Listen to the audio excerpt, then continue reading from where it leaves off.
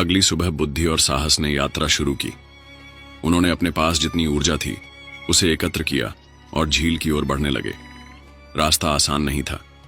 जंगल के घने पेड़, झाड़ियां और जगह जगह कांटे उनकी राह में थे। साहस ने मुस्कुराते हुए कहा, बुद्धि, इस कठिन रास्ते से मत घबराओ। हर चुनौती हमें मजबूत बनाएगी। बुद्धि ने गंभीर होकर कहा, हमेशा ताकत से काम नहीं चलता। हमें सोच समझकर चलना होगा। हमें रास्ता पहचानकर और खतरों से बचते हुए आगे बढ़ना चाहिए। दोनों ने एक दूसरे की खूबियों का सहारा लिया। साहस के आत्मविश्वास और बुद्धि की चतुराई से वे जंगल के पहले हिस्से को पार कर गए। रास्ते में अचानक एक बड़ा सांप सामने आ गया।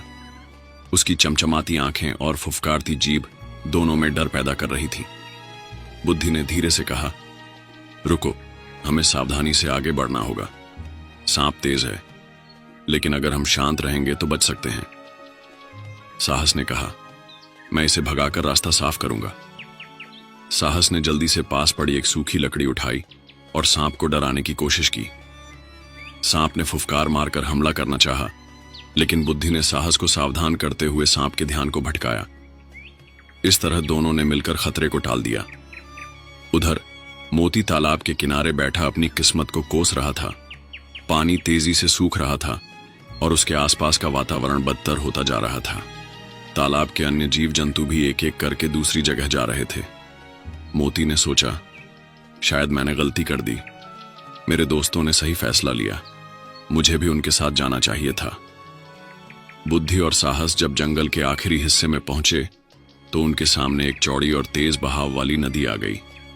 साहस ने नदी को देखकर कहा, हमें यह नदी पार करनी होगी, लेकिन यह आसान नहीं होगा। बुद्धि ने कहा, हम सीधे कूदकर पार नहीं कर सकते। हमें तैरने के लिए मजबूत सहारा चाहिए।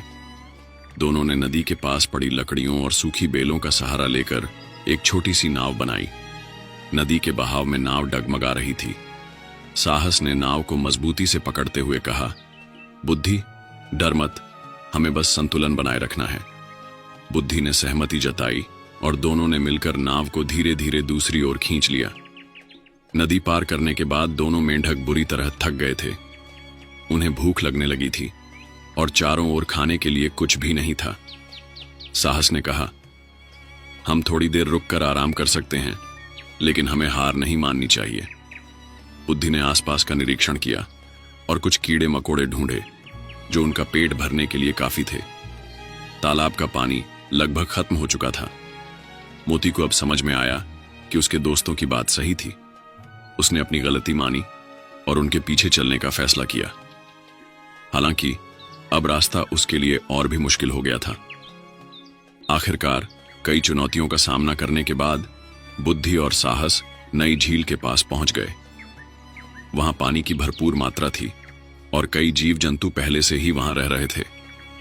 बुद्धि ने राहत की सांस लेते हुए कहा, हमने अपनी चतुराई और मेहनत से यह जगह पा ली। साहस ने मुस्कुराते हुए कहा, और हां, हमारे साहस ने हर मुश्किल को पार करने में मदद की।